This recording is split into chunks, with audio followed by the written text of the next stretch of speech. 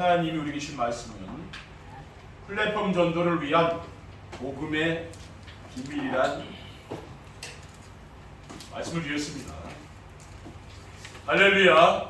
옆에 계신 성도님들과 축복의 인사를 하겠습니다.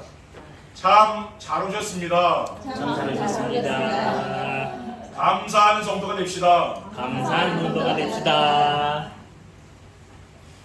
237 전도를 위한 응답 25란 언약의 말씀을 붙잡고 시작한 2023년도도 벌써 6개월이 지나고 7월 첫째 주일을 맞이했습니다. 이번 주일은 맥주감사 주일입니다. 맥주감사절은 이스라엘 백성들이 애굽에서 바로 왕의 손에서 해방돼서 광야 생활 40년을 통과하여 젖과 꿀이 흐르는 가나안 땅에 들어가 처음으로 농사를 지어서 보리 추수를 하여 하나님께 감사의 예배를 드린 날이 바로 맥주감사절입니다.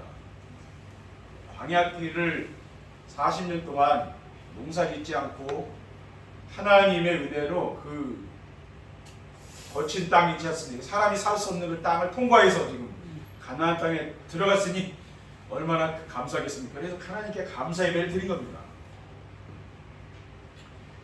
지난 6개월 동안 하나님 우리를 또 인도해 주시지 않았습니까? 그래서 하나님이 우리에게 6개월 동안 감사하라고 또 맥주 감사절을 주시고 또 연말에는 뭐 추수감사절이 또 있잖아요. 그래서 1년에 2번 감사절이 있잖아요. 하나님 감사하라고 이렇게 절기를 만들어 놓은 거 아니겠습니까? 2020년도부터 3년 6개월 동안 오직 237 전도에 대한 메시지를 전했는데 아직도 237 전도가 무엇인지 궁금해하는 분들이 계셔서 오늘부터는 237 전도란 말은 안 쓰고 플랫폼 전도라고 하겠습니다. 용어를 이제 바꿨어요. 237이 어렵다고 하시는 분들이 있잖아요. 우리는 237이라는 단어가 237 나라를 말하는 것이라고 하지만은 우리 교회에 처음 나오시는 분들은 생소하게 들리고 또 우리 메시지 안에는 우리끼리만 통하는 암호 같은 숫자가 너무 많거든요. 근데 이건 다른 사람들 모르는 거예요. 우리만 아는데 다른 사람 모르잖아요. 교회 처음 오시는 분이 이거 알 수가 없잖아요. 그렇죠? 그러니까 어려운 거죠. 그리고 앞으로 강화 언약교회가 시대가 열리게 되면은 다락방 운동하지 않는 그러한 성도들도 오지 않겠습니까? 그렇죠? 그러면은 용의 선택을 신중하지 않으면 안 돼요. 왜냐? 낯선 말은 잘 못 알아듣잖아요. 사람들은요. 그렇죠? 왜냐하면은 중요한 것은 세계 복음화를 위해서 삶 속에서 전도가 되어주는 성도들이 많이 일어나야 되기 때문입니다. 그리고 우리가 실제로 응답을 받아보면은 237 전도는 플랫폼 전도고 플랫폼 전도는 성도들이 행복하게 살며 그 행복을 나누어주는 이 시대에 꼭 만든 전도이기 때문에 그래요. 그렇기 때문에 뭡니까? 우리 성도들의 가족들 이렇게 성도들이 전도돼서 교회 오시잖아요. 그게 다 플랫폼 전도거든요. 믿는 성도들이 변화됐기 때문에 안 믿는 불신자 남편이나 또 가족들에게 돌아오게 되는 거 아니에요. 플랫폼 전도는 무엇입니까? 플랫폼 전도는 세계 복음화를 위한 새로운 전도 전략입니다. 그러니까 플랫폼이라는 말은 지금 세상에서 많이 쓰고 있는 말이에요. 기차역이나 버스 정거장 같이 사람들이 모여드는 것, 그것은 플랫폼이라고 하는 거예요. 지금까지 모든 전도는 현장에 찾아가는 전도였습니다. 현장에서 사람들을 만나서 예수 그리스도를 영접하고 또 교회로 인도하는 전도를 했잖아요. 그리고 플랫폼 전도는 사람들이 교회에 찾아오도록 하는 것입니다. 우리가 지금까지는 찾아가는 것을 했지만 이제는 뭡니까? 성도들의 행복한 모습을 보고 사람들이 행복한 삶을 살기 위해 나도 저렇게 행복하게 살아야 되겠다. 그래서 교회에 찾아오는 걸 말하는 거예요. 그리고 플랫폼 전도는 성도들의 삶의 현장에서 되어지는 겁니다. 그러니까 성도들의 가정과 산업 현장과 직장에서 가족, 동료들, 직장 동료들, 가까운 이웃 사람들이 하나님이 함께 하시고 임마누엘의 축복을 우리는 성도들의 모습을 보면서 찾아온다고 말해요. 창세기 39장 3절에 보면은요, 그의 주인이 여호와께서 그와 함께 하심을 보며 또 여호와께서 그의 범사에 형통하게 하심을 보았더라. 불신자인 보디발 장군이 봐도 이 노예인 요셉, 그 히브리 노예인 요셉이 뭔가 다르단 말이죠. 자기 뭔가 행복하고 뭐가 있는 거죠. 그러니까 그 하나님이 함께하는 것을 그 사람을 통해 봤다 그랬어요. 그러기 위해서는 뭡니까? 그리스도를 만나기 전에 고난당하며 살았던 나의 인생 있잖아요. 여러분이 그리스도를 만나기 전에 얼마나 인생이 어렵게 살았습니까? 그 다음에 그리스도를 만나서 행복한 지금의 자신의 인생 스토리가 있어야 되는 거예요. 그러니까 저는 분명히 그리스도를 만나고 제 인생이 바뀌었거든요. 그리스도를 만나기 전에는 저는 인생이 힘들었습니다. 근데 그리스도를 만나서 제 인생에 행복이 온 거예요. 그렇기 때문에 강단에서 저는 그리스도를 말할 수밖에 없는 거죠. 그러니까 이런 인생 스토리가 있어야 되는 거죠. 그렇죠? 둘째, 플랫폼 전도는 프로그램이 아니고 삶으로 되어지는 겁니다.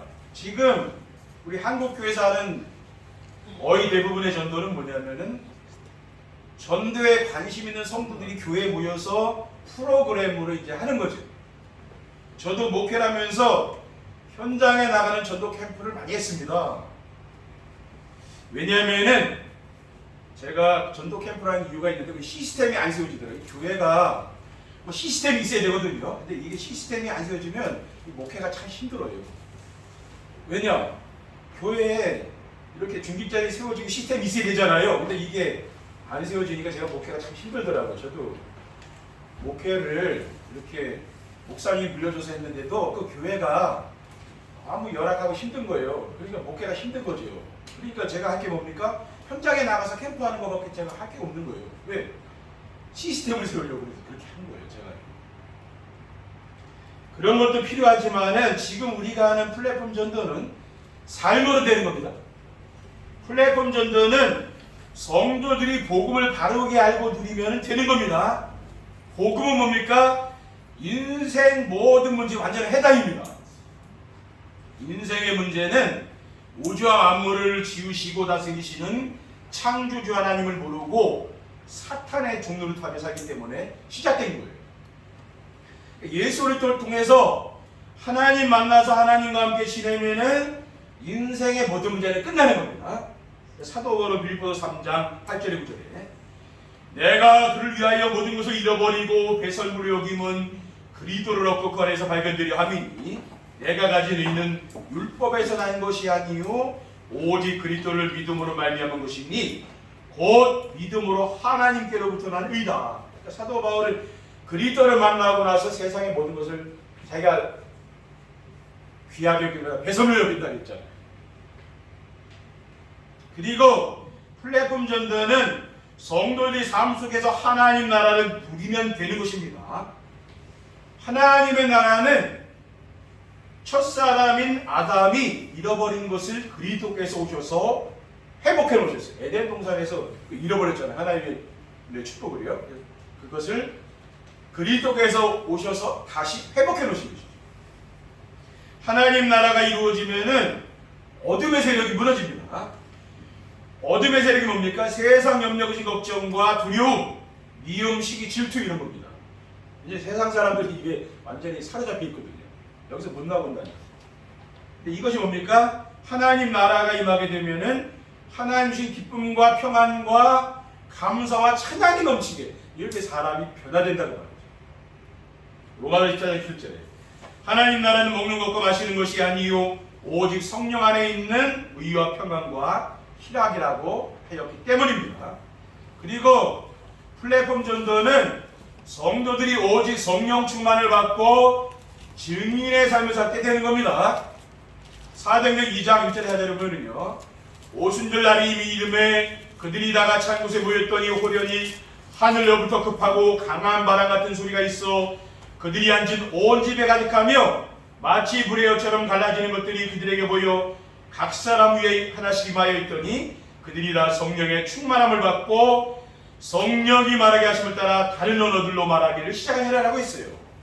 그러니까 오순절날 그 성령 충만의 역사가 나타나는 거죠. 그러니까 이 오순절은 다른 말로는 맥추절이라고도 하고 칠칠절이라고도 해요. 오순절날 뭡니까? 마가다락방에 예수 그리스도께서 제자들에게 약속하신 성령 충만이 임했어요. 그래서 처음으로 초대교회가 시작된 게 뭡니까? 성령 충만의 역사가 일어나면서 교회가 이 세상에 시작된 거죠. 그 전에는 뭡니까? 세상에 교회가 엎드렸어요. 셋째, 플랫폼 전도는 사람들에게 필요한 것을 알고 채워주는 것입니다. 그러니까 이 사람들에게 필요한 것, 그게 뭡니까? 모든 사람에게 필요한 것은 행복한 생활입니다. 이 세상에 나는 정말 행복하다고 말하며 이런 사람 보기 어렵잖아요. 참 행복한 삶을 사는 사람, 우리 주변에 그런 사람은 거의 없는 거 아닙니까? 그렇죠? 저는 세상 사람들에게 가장 필요한 것이 행복이라고 믿고 있어요. 그래서 저는 뭐라고 합니까? 행복한 목사라고 하는 거죠. 그리고 사람들은 행복한 삶을 사는 사람을 부러워하며 말을 안 해도 행복하게 살면 부럽지 않겠습니까? 왜냐하면은 내 자신을 돌아보고 우리 가정을 살펴보면 뭡니까? 불행하다는 것을 사람들이 알고 있거든요. 저 사람 참 행복하게 산다. 그러면 부러워하지 않겠습니까? 그렇죠? 그러한 사람들은 주변에 행복하게 사는 사람들을 보면은 부러워해요. 우리 성도님들이 오직 복음을 행복한 인생이 되고 행복한 가정이 되면은 사람들이 부러워서 따라오게 됩니다. 우리가 교회 모여서 예배드리잖아요. 근데 여러분의 행복이 뭡니까? 진짜 행복이 뭡니까? 저는 복음이라고 생각하고 있거든요. 복음이 나에게 행복을 주고 이 복음이 말씀이 나에게 들려야 행복하지. 여러분이 뭐 때문에 행복합니까? 세상 것 때문에 행복한 건 아니잖아요. 그렇죠? 그리고 참된 행복은 나눌 수 있고 나눌수록 커집니다. 내가 정말 행복하다면 나눌 수 있는 거 아니에요. 그러면 세상의 것은 나누면 나눌수록 부족한 거 아닙니까? 그렇죠? 근데 이 행복이라는 건 어떠냐면은 나누면 나눌수록 더 커진다 그 말이에요. 여러분 자꾸 나눠보라니 그럼 더 행복해지는 거예요. 플랫폼 전도를 위한 복음의 비밀은 무엇입니까?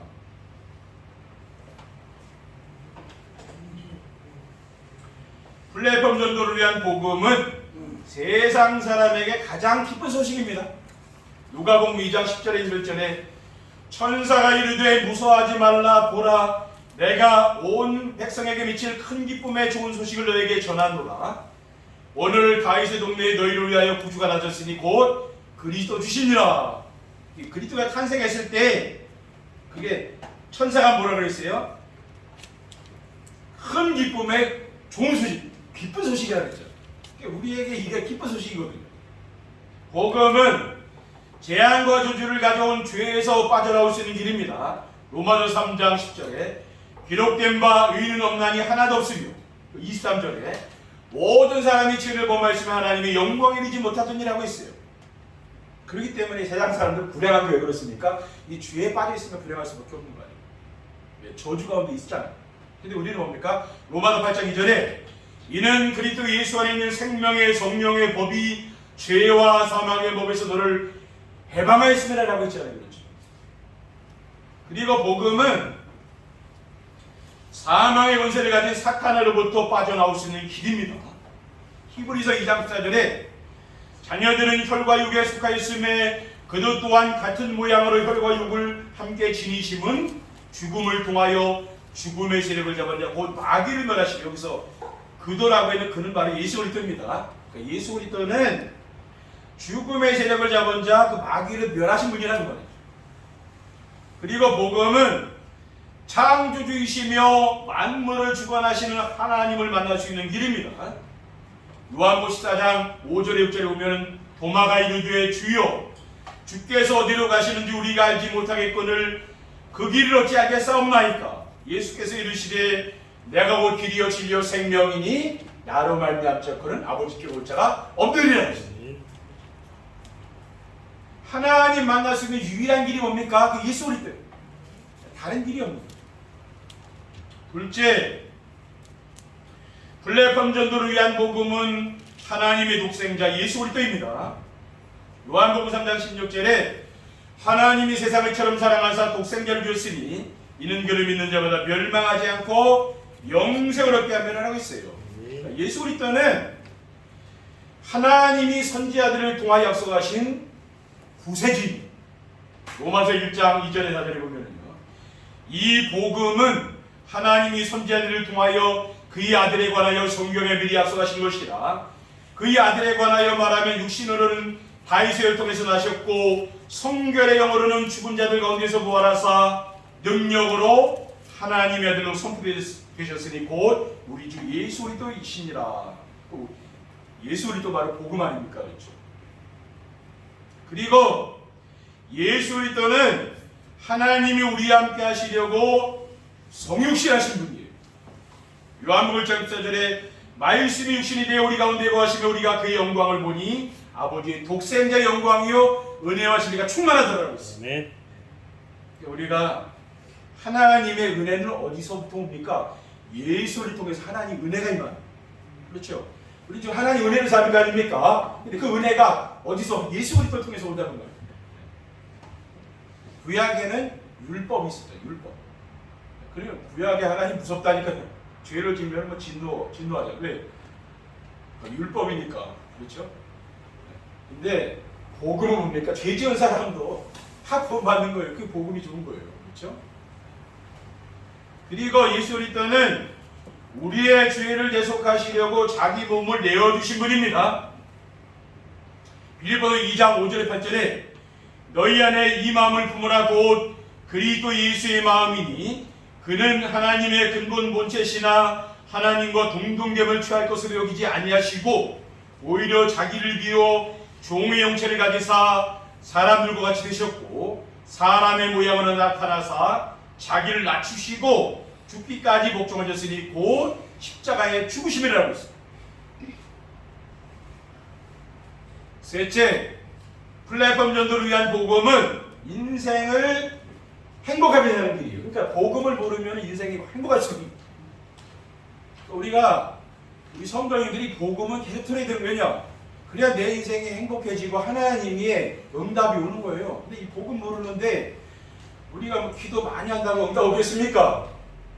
내가 복음 모른다면 그런 거 아니죠. 이 복음을 내가 누리면은요, 내가 기도 안 해도 응답은 오는 거예요. 그렇죠? 그걸 아셔야 돼요. 인생의 행복이란 부족함이 없이 만족하고 평안하게 사는 것입니다. 세상 사람들은 많은 것을 소유하고 있어도 만족하지 못하고 평안하지 않잖아요. 그리고 불안하고 두려운 삶을 세상 사람들이 다 그렇다니까요. 여러분 주변 사람 뭐라니까요. 다 그렇게 살고 있어요. 많이 가져도 그래요. 전도서 5장 10절에 은을 사랑하는 자는 은으로 만족하지 못하고 풍요를 사랑하는 자는 소득으로 만족하지 아니하는 이것도 또 헛되다 라고 했습니다. 오직 그리스도 한 분으로 충분하고 만족한 삶을 살게 되면은요, 부족한 것이 없어요. 그래서 감사와 기쁨과 평안을 누리게 삽니다. 이렇게 복음을 누리는 사람과 삶이 다르다니까요. 그렇죠? 그리고 인생 행복이란 창조주 하나님을 만나 함께 지낼 때 오는 겁니다. 세상에 어떤 사람도 마찬가지입니다. 창조주 하나님 만나서 함께 지내 행복해요. 근데 하나님을 모르잖아요. 우상 섬기고 또 불행하다니까. 그 사람 인생이 불행하고 그래요. 그리고 복음은 창조주 하나님이 우리와 함께 하시려고 주신 언약의 말씀이. 그래서 우리는 언약을 왜 말씀을 붙잡아야 하나님이 나와 함께 임마누엘을 드린다는 거예요. 마태복음 13절에 보라 처녀가 잉태 아들을 낳을 것이요 그의 이름은 임마누엘이라 하리라 하셨으니 이를 번역한즉 하나님 우리와 함께 하십니다. 그러니까 그리스도께서 왜 이 땅에 오셨습니까? 함께 하시려고, 이 성도님들과 함께 하려고. 그래 오신 거라니까. 그게 언약이에요. 결론입니다. 플랫폼 전도를 위한 복음의 비밀을 알면 어떻게 됩니까? 우리가 복음의 비밀을 알면은요, 어떤 상황과 어디서나 하나님이 함께 하심을 누리게 됩니다. 오늘 맥주 감사주의를 맞이하여 주신 그리스도의 비밀을 알고 누리게 되면은요, 아무리 어려운 상황과 내가 환경에 처해 있다고 할지라도 임마누엘의 축복을 누리며 살기 때문에 범사에 감사하며 살게 됩니다. 그게 달라진 거예요.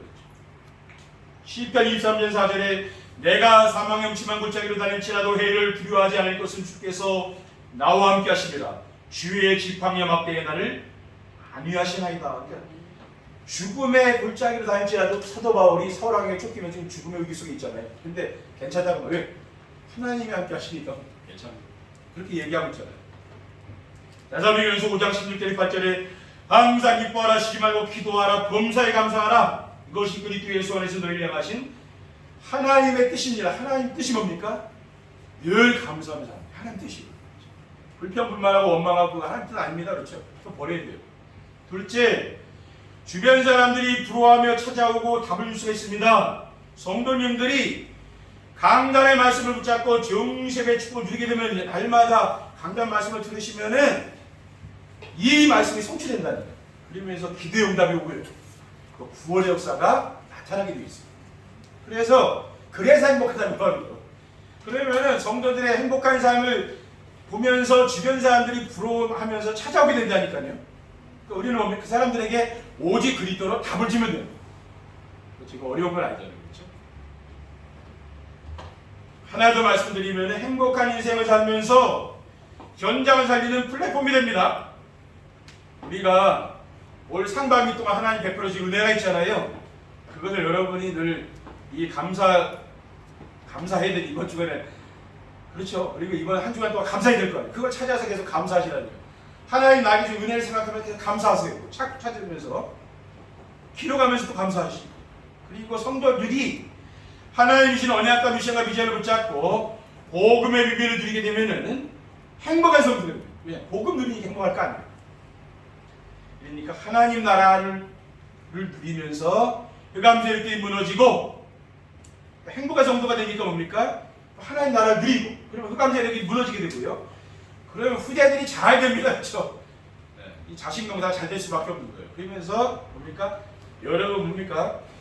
직장이나 산업 현장이 그게 잘 될 수밖에 없어요. 형통하게 된다니까요. 왜? 하나님이 함께 하시는데 그게 어떻게 안 되겠습니까? 하나님 복을 준다니까요. 여러분이 예배의 축복만 누려도 그게 하나님 복을 주셔요. 그러면은 현장에서 또 어떤 일이 일어나는지 생명운동이 일어난다. 그리고 또 교회 안에서는 꼭 제자들이 일어난다니까요. 왜?